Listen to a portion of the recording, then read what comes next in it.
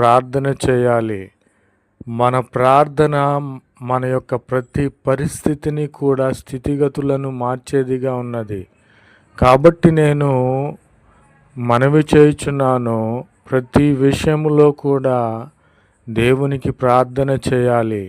మన ప్రార్థన మన పరిస్థితిని మారుస్తుంది కనుక ప్రతి విషయంలో కూడా మనము ప్రార్థన చేయాలి.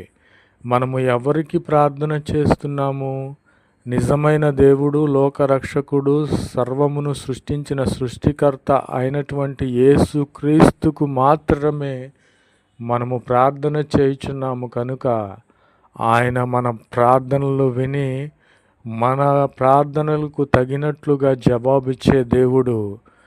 మనము చింతపడకూడదు, మనము కృంగిపోకూడదు, అధైర్యపడకూడదు. మనము కృంగిపోకుండా, అధైర్యపడకుండా మనము